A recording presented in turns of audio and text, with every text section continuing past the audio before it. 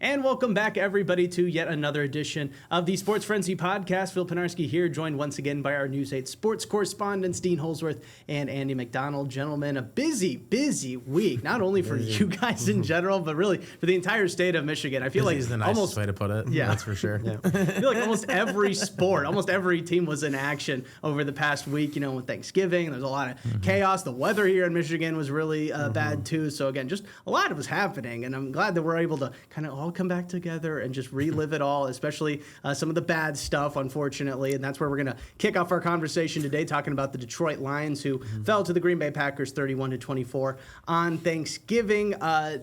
Guys, initial thoughts. I don't really have a whole lot to say about this game just because it was so demoralizing kind of watching it. You know, you felt like Detroit was right there to kind of take back the lead and, you know, get back into this game. And it just felt like every time they did, Green Bay had a counterpunch to it. Yeah, 100%. I'll sum it up. I just told Phil this story. You know, obviously, after a loss, you know, they cleared the locker room pretty fast. And me and Laney went in there, and the only people there were Taylor Decker and Tate Ratledge, and that was it. So they were in a hurry to get out, go see their families, and just kind of get over this loss. But, yeah, just being there, it was a little demoralizing. You know, it's a situation where, like, yeah, you thought they're going to come back like they always do, like they did against the Giants, and you know, Green Bay just wouldn't let that happen. You know, crucial stops that we had to get, we just couldn't. We couldn't get pressure on Aaron Rodgers, on Jordan Love. Yeah, it was just, you know, offensively, you know, the fourth down calls once again. Dan Campbell is just trying to roll the dice and, you know, running the same play a few times in a row, and just, you know, things just weren't working. So, you know, he always talks about, obviously, in the press conference about, hey, you know, we're right there, 2 or 3 crucial moments, obviously decide games, and that's what it came down to, I really feel like. So, you know, yeah, must-win situation. Obviously, we'll talk about that tomorrow night when they play Dallas. Yep.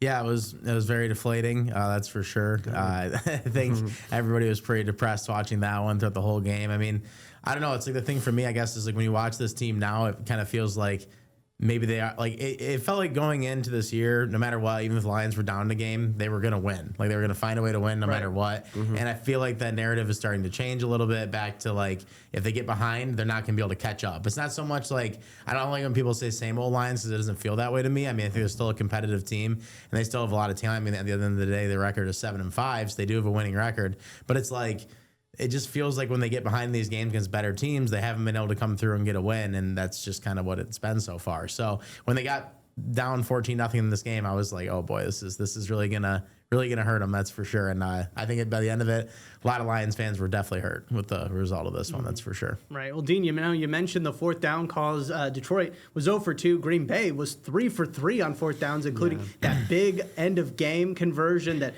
cemented the game as a win for the Packers, and also those 2 fourth downs in the red zone that led to touchdowns. And again, there were some really weird calls associated with those. I know I don't want to blame it all on those calls, but I'm just saying, again, it just seems like they got a lot. The Packers got a lot of breaks, and the Lions were not able to get those same breaks. And you don't want to blame it fully on the referees, but that 2 fourth down conversions in the red zone that led to touchdowns, that's a two back-breaking moments for the Detroit Lions defense when they felt like they kind of were able to maybe turn the momentum a little bit.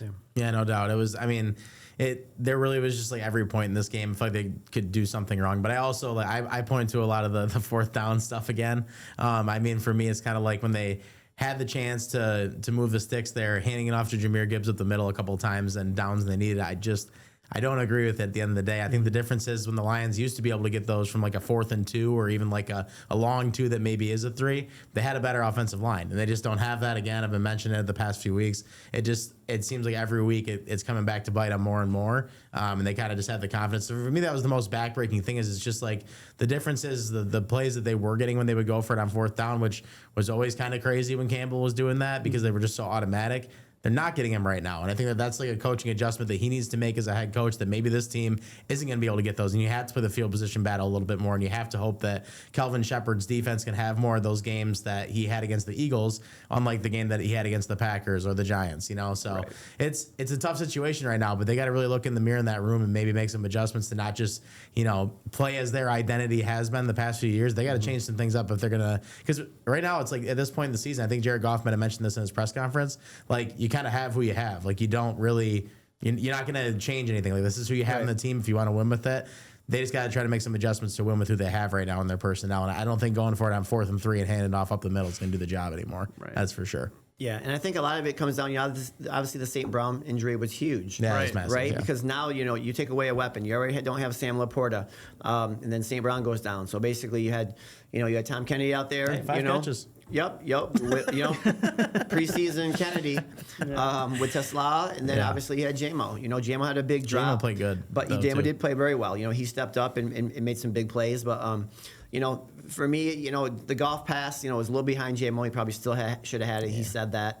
Goff kind of blamed himself, but you're taking away some weapons now that Goff typically looks for in 3rd and 4th down, and now those are gone. So now you're relying on just a different play call, and sometimes it's just not going to work out. Yeah, So- I agree. Yeah, no, again, and the hits really just kept coming because obviously you had the Amon-Ra injury, and now he's still questionable for this game against Dallas on Thursday. We also learned that Terrion Arnold is now on IR. He's going to be out at least the next 4 games, kind of, again, depleting that secondary that gave up 4 touchdowns to Jordan Love. And then we also learned that Frank Ragnow, the big news to help out this offensive line was that he was coming back out of retirement, and now he failed his physical. He's not coming back. So, again, these hits just keep coming and coming, and it really impacts the two biggest weaknesses for this team, I feel like, and that's the secondary and the offensive line. Yeah, 100%. And it's funny because on Thursday, I was going to do a story on Ragnow coming back, and then we found out he failed his physical, and I was like, okay. So it's like you get a little hope, and then it gets Right. kind of diminished a little bit, and so the biggest thing they need to do, and I know we'll talk about the Cowboys game in a little bit here, but if they don't get pressure on Dak Prescott, they're going to be.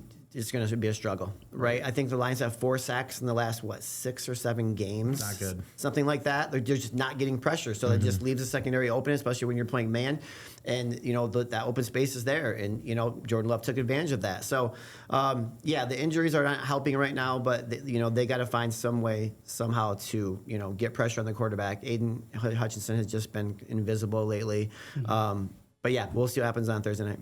Yeah, but both these things, this is where for me, sometimes when it comes to the fans, they should get some of the credit when they point out the things that are wrong. Because if you listen to this fan base for the most part, since the start of the year, it's been needed a defensive end on the other side of Aiden Hutchinson to help out. Well, it's proven now that whoever the heck was playing on the other side of him early in the season isn't going to work out for the rest of the year. And Graham Glasgow up the middle is the guy that moved over to center on the offensive line. That was they said they were good. I mean, that was Dan Campbell and Brad Holmes both said that.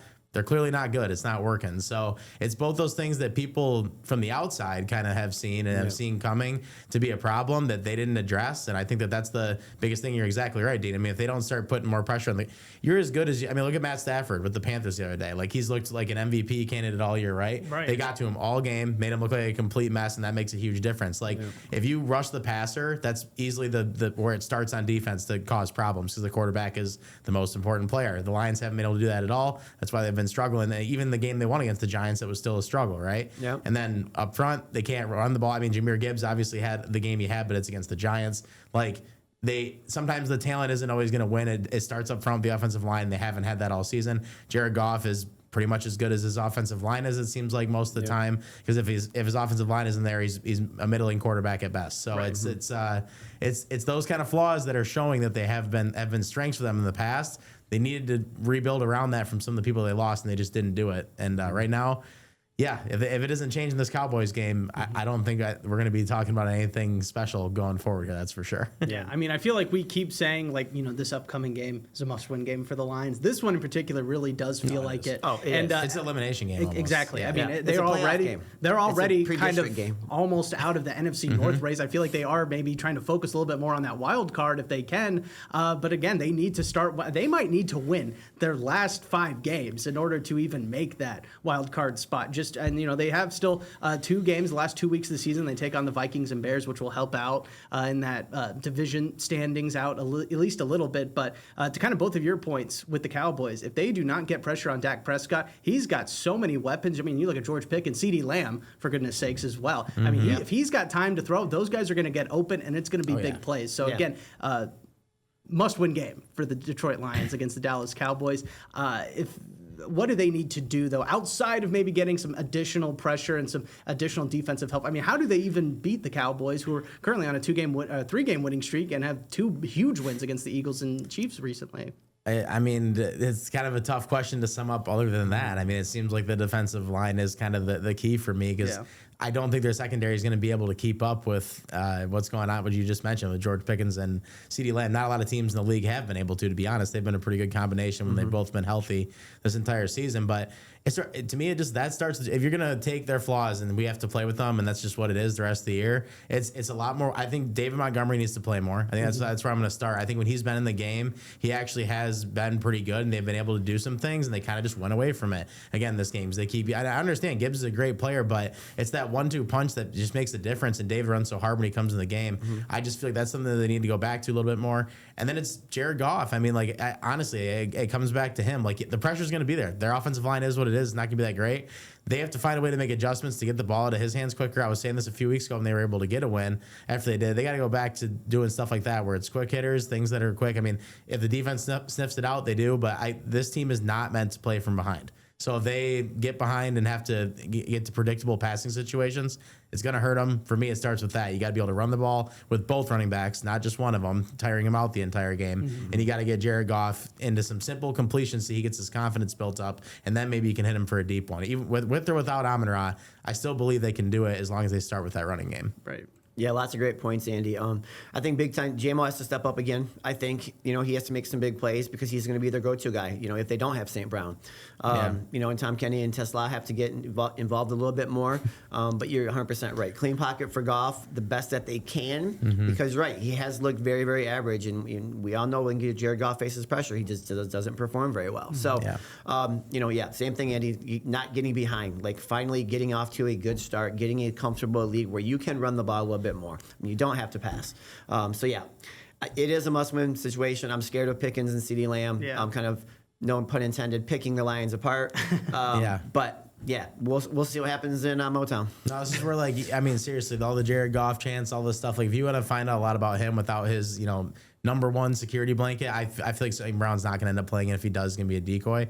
So this is where you're going to find out a lot about him. Like, the guy that they signed for this much money, he's got to start stepping up and making more plays and not taking these hits. 'Cause I think some of those sacks are on him too. I don't think it's completely on their offensive line. 100%. They were at Thanksgiving. They were. There's been some times where he's hung on to the ball too long and he I don't know. He's waiting for something to get open. I get it, but he needs to play better too. That's for sure. That needs to be reiterated. Yeah. Now, again, a really big game on Thursday night. Should be a really good game, hopefully, at the very least, against the Dallas Cowboys. Again, we will be breaking that game down next week on the show as well, and just keeping up on how the Lions are doing. Let's do a quick, though. Let's kind of change pace a little bit, maybe be a little bit more positive again. I feel like we always kind of, play that game of being a little negative, being a little positive. Let's do a quick college roundup because there is a lot of college action that happened over this weekend too. Number one I want to get to, again, kind of staying on that positive train, is the fact that there's one Division I football team in the state of Michigan that will be playing on championship weekend, and that being the Western Michigan Broncos. They're taking on Miami of Ohio in the MAC championship this Saturday. How big of a win would this be for this Western Michigan program, especially considering you look at the hockey team that just won the national championship. Again, things in Kalamazoo kind of building up a little bit for WMU. This is huge. I mean, if Lance Taylor wants to make his mark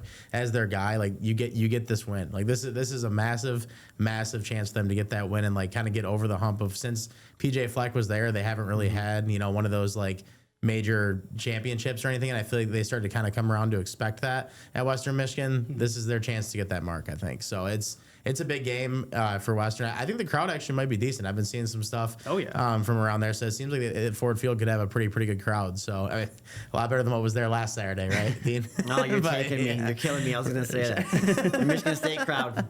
Yeah, that was great. Yeah. So glad that we got to watch Michigan State beat Maryland for their only win. Yeah, for sure. Anyway, Western, yes. Back to respectability for them at Western. Obviously, making their mark this year in the MAC, and all signs kind of point up for them. The basketball team obviously lost to D2 Northwood a couple weeks ago, but we won't talk about that. But we're staying positive this second. Sorry. But as far as the football team goes, I think a win would really be a positive step toward that program kind of continuing to build and get better. And you guys know who Western Michigan plays next year. Their first game of the year, they play Michigan. So could be a little building block. Exactly. Yeah, for sure. Absolutely. Yeah, never know. All right, well, let's stay on the positive train. One positive, especially if you're a Michigan State Spartan fan, is the fact that they do have a new head coach. Jonathan Smith is out, and just a day later, they announced that they would be hiring Pat Fitzgerald, the former Northwestern head coach, to take over the Spartans. He had his press conference yesterday. He said all the right things in that press conference. Guys, what do you make of just the overall signing of Pat Fitzgerald? I got to be honest with you, when we've been going through this coaching carousel in colleges, Pat Fitzgerald's name never even popped up on my radar as a possible candidate. When I saw him get hired, I mean, that kind of took me back a little bit to, his time back in Northwestern. It's been 3 years since he's even been in coaching. Yeah, Andy told me that, we were at Ford Field, and he's like, hey, our Spartans are going to get Fitzgerald. I was like, what? I was like, yeah, it wasn't even a name I really considered, but apparently he's been wanting to get back. And I think this is a great situation for him. He literally is the opposite of Jonathan Smith as far as his attitude and his persona and, everything he kind of brings to a program. Jonathan Smith didn't have that personality, and Fitz kind of has that personality. And I actually think he's going to, as a Michigan fan, regardless, I think that he's going to do wonders for that program. He's really going to kind of demand a certain level of expectation for that program. Just with his demeanor, you saw what he did at Northwestern, a Big Ten title. I think they got the Rose Bowl one year. So they had some success at Northwestern, which is very hard to recruit there because of their academic standards. But, obviously the last couple of years were kind of bad as far as the hazing and, the play on the field. But no, great hire for Michigan State. Yeah, no, for sure. I think Pat Fitzgerald is the right hire. I said that to you. Yeah, it's funny. The night before, I was out with some friends over the holiday weekend, and I actually brought up his name. It's one of those things that nobody else will believe me, but they'll back me up if we get to that situation. I didn't have an idea that he was going to get hired, but I just said I thought he would be a great fit. He seems like the kind of guy that if anybody's going to change a program really fast, I believe he's the guy to do it. So obviously, you know my answer. I think he's a great hire for them, and they could have done a better job to get somebody in that fast. It's going to change the culture. He did in his press conference kind of point to Jonathan Smith being his friend and give him some guys. So I feel like he might have I think Jonathan Smith actually could have had a part in that hire maybe before kind of telling him here's what I started to build up. Here's maybe what you could fix that kind of thing. I think that could be a part of it. But yeah, overall this is a guy I feel like Michigan fans. Mark D'Antonio kind of had that smug to him, whatever about him that made people not like him. If you're a Michigan fan, I feel like it's gonna be a lot harder to dislike Pat Fitzgerald if he's the coach that's beating you, because I think he's a pretty awesome guy. So yeah, well, two things from that press conference that I really kind of took with me was the fact that he mentioned that Mark D'Antonio was going to be with that team, that he was going to invite him back and have him on the sidelines, have him in meetings with the other coaches and players even. So he won the press conference. Exactly, he did everything right. Yeah, I mean, he even said that was the other thing that I really liked was he said that he was at Ford Field for all the high school championships, and he told those players, get ready because he's going to be talking to them soon. So again, he said all the right things, and kind of to what you both were kind of touching on about transforming this team, getting them back to a competitive level. Do you see this as maybe a multi-year kind of thing where he's maybe got a little bit of a leash to experiment and maybe struggle a little bit, or do you think that this is a huge turnaround that could happen, could already be happening, and we could see Michigan State kind of back in contention for a Big Ten title next year? Michigan State will win more than one Big Ten game next year. Yeah. I will guarantee that right now. I'll put that in. I don't think there's any way. If he won at Northwestern, you can do a lot at a school like Michigan State. So I don't think the turnaround's going to happen that fast. They still don't have a lot of talent on that team. I mean, the thing is with the transfer portal now, if people want to play for them, things do happen a lot faster. Nick Marsh just went to the transfer portal. Oh, yeah, they might be losing a lot of their guys. I'm just saying, if he gets his guys in there, that he believes, or I just think he's a good enough coach to know what he's getting because he did it so well, and obviously you can't get a guy who's more motivated with how everything ended for him at Northwestern, whether you believe, what happened or didn't, all that stuff. It doesn't really matter. He's motivated to get back and prove that he can still do it. So I think it'll happen faster than not, but I wouldn't, if you're a Michigan State fan, don't expect, 1 year of things changing. That's for sure. Yeah. I mean, you have to tell me your definition of turnaround, right? Is it going better than bowl eligible? Let's say that. No, yeah, that's what I'm saying. Is it 6 wins? Is it 6-6 next year? I would say yes. Yeah, I think so. Obviously, I think it's going to continue to kind of be on the upward trajectory, for the program. So yeah, maybe 6 wins next year, and then maybe obviously better after that once they start recruiting, because I think he's a great recruiter of young men, and he's, I'm not saying he's a Dan Campbell mode, but he's going to expect guys to play a certain way and be a certain way. So I think in that respect, they're going to get some good talent at Michigan State, and they're going to hopefully be a contender here in the next 3 years. Yeah, I mean, that was like the one thing I wanted to focus on was that, he did what he did in Northwestern and had a lot of great seasons. And kind of like what Dean said, I mean, it's a little bit more difficult to recruit to Northwestern than it maybe is to East Lansing. So that could totally change the dynamic of that team. So again, another thing that we're very excited about for next year.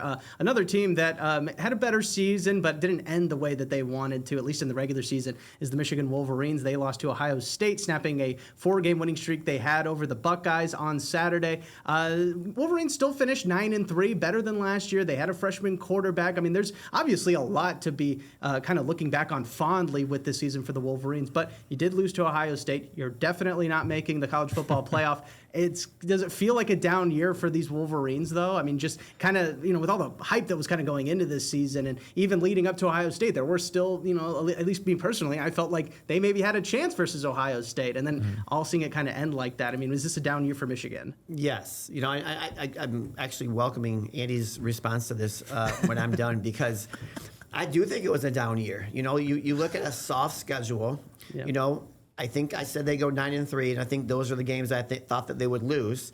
But you didn't see any progress with Bryce Underwood, right? And that's my concerning part right now. Sharon Moore, just wants to still be the Jim Harbaugh and just kind of, pound the ball. But, you're basically down your top 2 running backs against Ohio State, and you did not try to pass.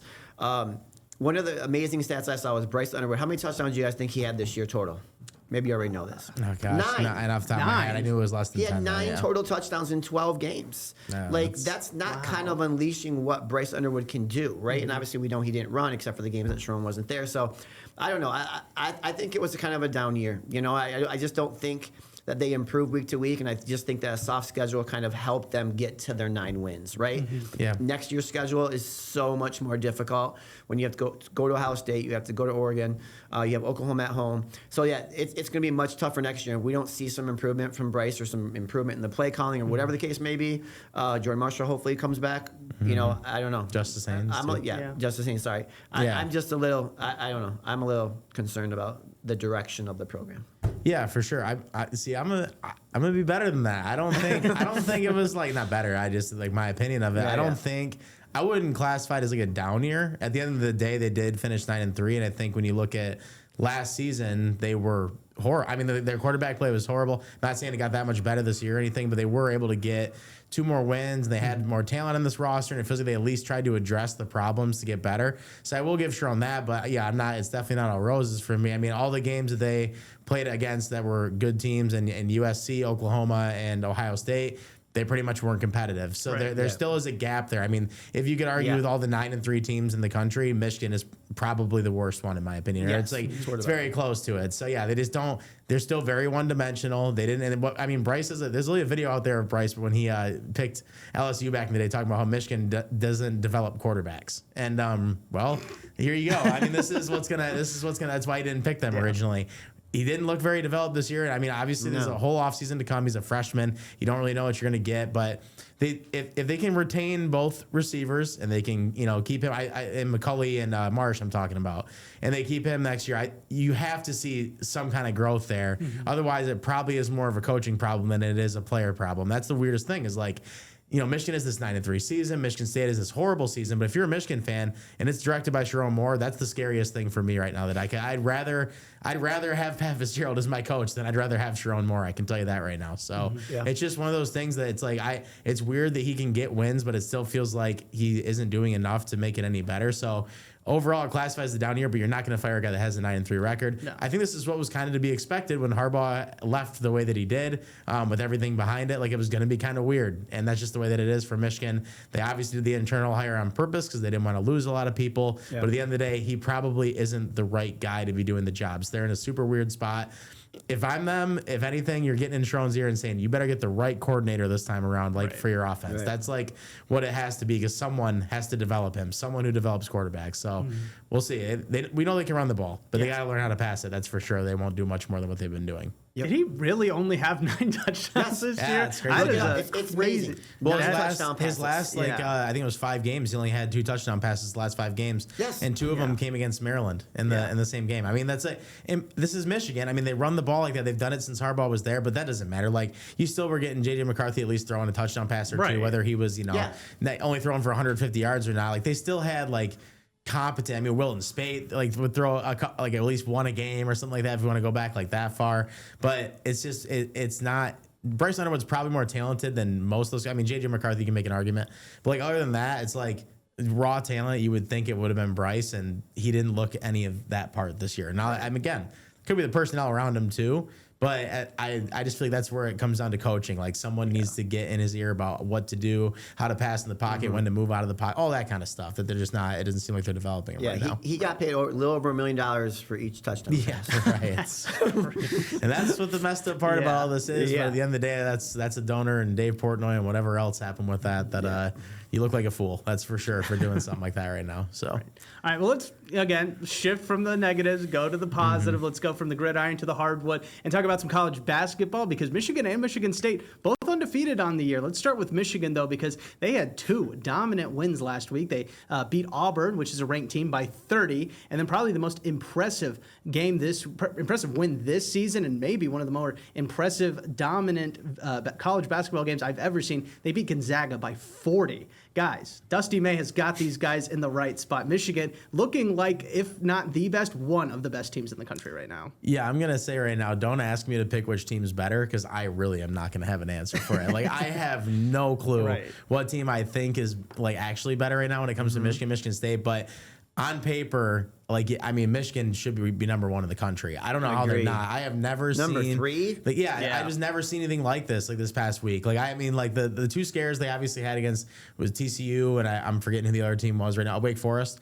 Those games kind of brought me back to earth a little bit. But that's why you can't have too much judgment in college basketball until the season actually gets moving. So I'm not gonna say that they're just like the for sure national champions, but it's hard to imagine that this team gets like that much worse. Like, it feels like their worst games they still can win. Right. So it's just like, I don't know what they did. I think I saw a post out there. It's been since the 50s that somebody has beat that many back-to-back AP teams by that many points. Yep. That's insane. I mean, you can't make like that up. That just happens. So yeah, Michigan deserves all the credit in the world right now, and they look like one of the best teams in the country. And Dusty May knows how to use the portal, and he's a heck of a coach at the same time. So it's just like it's a perfect combination. Bringing Amari Burnett back and Roddy Gale, some of these guys that were key pieces of last year. Well, their transfers come in and try to get used to everything. Just phenomenal job that he's done at Michigan since he's been there. Yeah. Yeah, I mean, to me, like, it's one of the most dominant teams right now, and the most talented teams in the country right now, right? And you just look at the transfers, and you look at how Dusty May is kind of putting everything together. This team can score at will. They have lots of different guys that can contribute, and obviously he demands excellence on defense. So, I think he was talking on his talk show on Monday when I was listening to it. Like, the only thing he's really concerned about, not the only thing, but like transition defense, right? Like, kind of getting back and stuff like that. But like, there's not a lot to complain about right now if you're a Michigan Dusty's fan. that kind of guy, right? Yeah, Dusty's kind of a perfectionist, right? He wants them to do things the right way, which is what a great coach does. But no, the talent right now and the things that they're doing, like, hopefully they can kind of continue this into the Big Ten season. But no, Michigan and Michigan State playing great right now. Right. Yeah. Now we're running out of time a little bit, so real quick, I do want to touch on Michigan State because they've also had a really good start to the season. They beat then number 14 Arkansas, then number 12 Kentucky, and just took down number 16 UNC over the Thanksgiving break. Big game on Saturday. They're taking on Duke. That is going to be an awesome game. Ways that they can do it, real quick, guys. Ways that they can beat Duke and kind of keep this momentum going for the Spartans. I think the ability to make the three-point shot. Obviously, they've been shooting the ball really, really well. And just defensively, being able to stop the Boozer brothers, I think is going to be really, really key. And that should be a really, really good game. Looking forward to that. I think that will tell you where Michigan State's at right now, depending on what they would do against Duke. I think they've already beat some really good teams. So for me, I feel like that they're in a spot where they are like a lot better than. I mean, that's again where we kind of said when we had to the first original podcast of their first 2 games, we kind of complained about that close win that they had against Arkansas and how it was like maybe this team didn't do enough in the part. Like, it's a Tom Izzo coach team. Like, they're going to be competitive to the end of the year. I do believe they're going to have a little losing streak. I think Michigan's going to do that too. But like, right now, no matter what happens in this game, I think that they're one of the better teams in the country too. This would just further cement them into like the top 5 if they can find a way to get a win. Absolutely. It's going to be an exciting game this Saturday. We're going to be keeping a close eye on both Michigan and Michigan State in the college basketball season as they keep going. Dean and Andy, thank you both so much for stopping by. We'll see you again next week, and we'll see everybody else again next week as well.